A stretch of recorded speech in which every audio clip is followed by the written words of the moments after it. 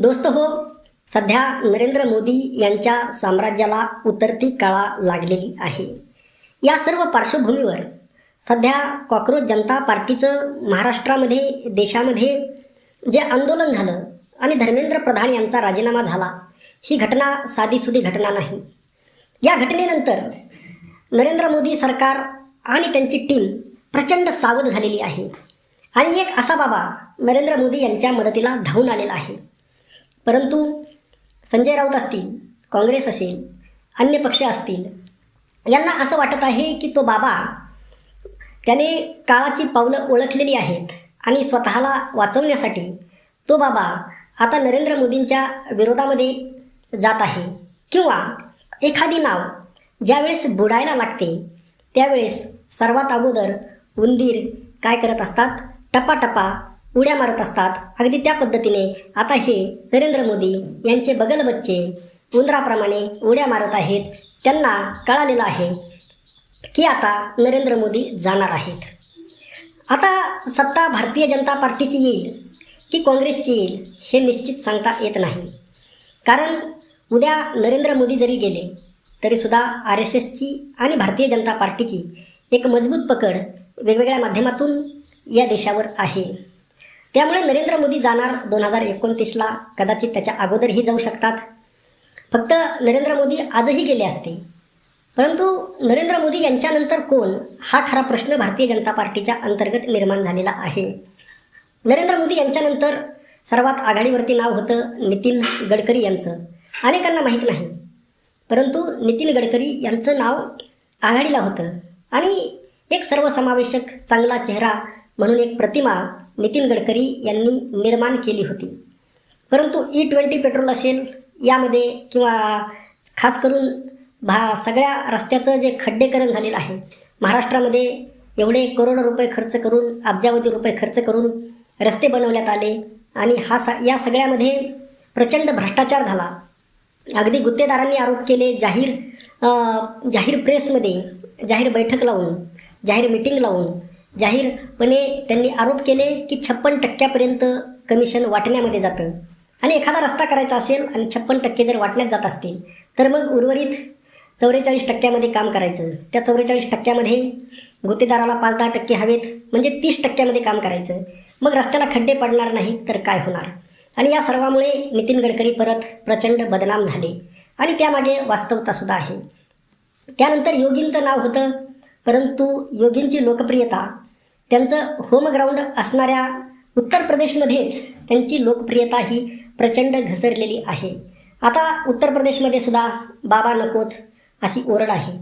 त्यामुळे उत्तर प्रदेशमध्येच काटेची टक्कर आहे.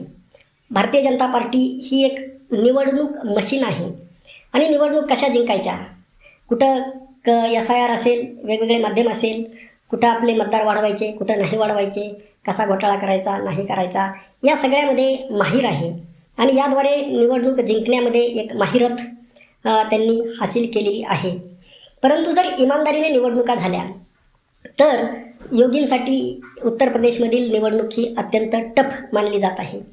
म्हणजे नितीन गडकरी यांच्यानंतर योगींची सुद्धा जी क्रेज होती, लोकप्रियता होती, किंवा त्यांना राम मंदिराचा सध्या जो चोरीचा मुद्दा आहे या मुद्द्यानंतर त्यांची क्रेज ही प्रचंड घसरलेली आहे. खरं तर एक स्ट्रिक्ट नेता म्हणून त्यांची जी इमेज होती त्या इमेजला प्रचंड तडे गेलेले आहेत.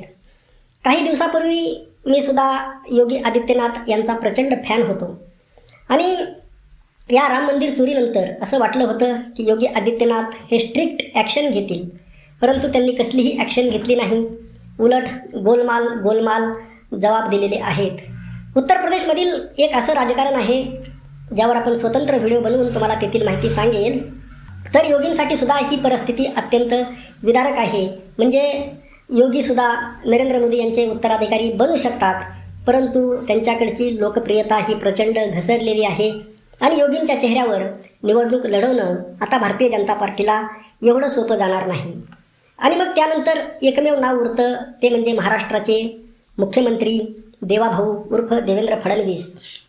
देवेंद्र फडणवीस हे प्रचंड हुशार आहेत. प्रत्येक विषयामध्ये अर्थ असेल, कायदा असेल, प्रशासन असेल, या सर्वांची त्यांना माहिती आहे. परंतु देवेंद्र फडणवीस यांना नडतो तो त्यांचा स्वभाव आणि ज्या पद्धतीने भ्रष्टाचार प्रचंड बोकाळला आणि त्या भ्रष्टाचाराला कसलाही आळा घालण्याचं काम त्यांनी केलं नाही. आणि हा महाराष्ट्र पक्ष फोडाफोडी किंवा ईडी, इन्कम टॅक्स, CBI यांचा गैरवापर असेल, म्हणजे एक संविधानाच्या विरोधी जाऊन काम करणारा, म्हणजे ज्या पद्धतीने नरेंद्र मोदी यांनी स्वतःची इमेज बनवली आणि ज्या पद्धतीने सत्ता कॅप्चर केली, ज्या पद्धतीने सगळ्या सिस्टमवर कब्जा मिळवला आणि लोकशाही शासन व्यवस्थेमध्ये बेताज बादशहा बनण्याचं काम नरेंद्र मोदी यांनी केलं.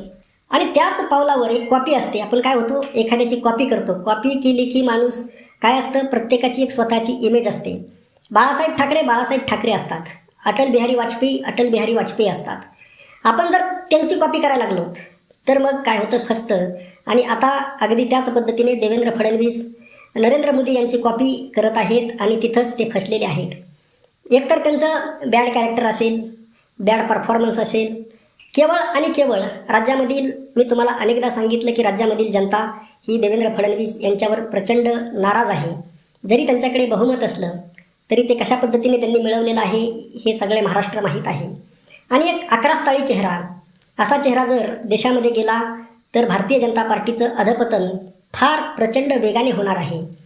आणि मग नरेंद्र मोदी यांना आता तुम्ही जवान करू शकत नाहीत. ते वृद्ध होत चाललेले आहेत, उतार वयाकडे चाललेले आहेत. त्यांचं शरीर क्षीण होताना दिसत आहे, थकवा जाणवत आहे. चेहऱ्यावर कितीही मेकअप जरी केलं तरी ते भाव दिसत आहेत. त्यामुळे त्यांच्या वयोमानामुळे, कार्यपद्धतीमुळे, घटत्या लोकप्रियतेमुळे नरेंद्र मोदी 2029ला जाणारच आहेत. परंतु त्यांच्या कव्हर फायरिंग करण्यासाठी आलेले आहेत रामदेव बाबा.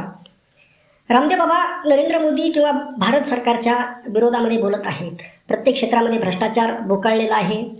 सगळीकडे सरकारी शाळा असतील, विद्यार्थ्यांचे प्रश्न असतील, मागण्या असतील, यावर अगदी जो विरोधी पक्षसुद्धा बोलणार नाही अशा शब्दामध्ये रामदेव बाबा बोलत आहेत.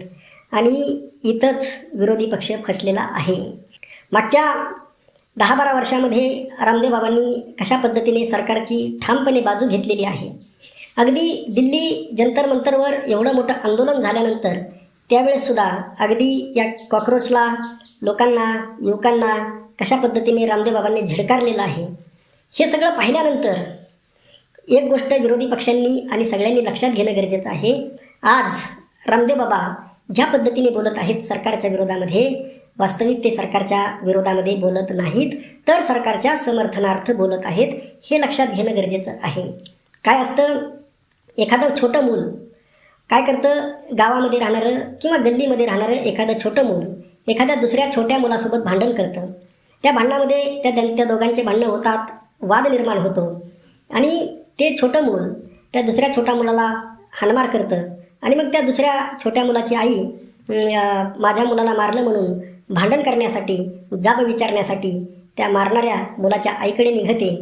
आणि ज्या मुलाने मारलेलं आहे, जो मुलगा दोषी आहे, त्याच्या आईच्या हे प्रकरण लक्षामध्ये येतं. मग ती आई काय करते की ती समोरची बाई आणि तो मुलगा दिसल्यानंतर अगोदर स्वतःच्याच मुलाला दाटूमुठीचं थोडं थोडं बदलायला सुरुवात करते, खवळायला सुरुवात करते. पण ते तुला अक्कल नाही, तुला कळत नाही, सारखा भांडणं करतोस, हे करतोस, ते करतोस, असं म्हणून त्याला खवळायला सुरुवात करते. आणि मग समोरची जी बाई दारामध्ये आलेली असते, तो इथं आई आणि लेकराचा तमाशा पाहून तिचा 90% राग हा शांत झालेला असतो. आणि ती मग प्रेमाने समजून सांगते, जाऊ द्या, पण समजून सांगा लेकराला, परत मारू नका, जाऊ द्या, लेकरं इथं होत असतं. आणि अशा पद्धतीची एक कव्हर फायरिंग करण्याचं काम, म्हणजे जी विरोधाची जी धार आहे, जी रोषाची जी धार आहे, त्या धारेची तीव्रता, ती धार बोथट करण्याचं काम रामदेव बाबा करत आहेत. हे विरोधी पक्षांनी लक्षात घेणं गरजेचं आहे. हा आजच्या व्हिडिओचा आशय होता. आपलं मत नक्की कळवा. आपण कोणाचेही समर्थक किंवा विरोधक नाहीत. जो चांगला असेल त्याला चांगलं म्हटलं पाहिजे, जो वाईट असेल त्याला वाईट म्हटलं पाहिजे. यासाठी हे चॅनल आहे. जय महाराष्ट्र.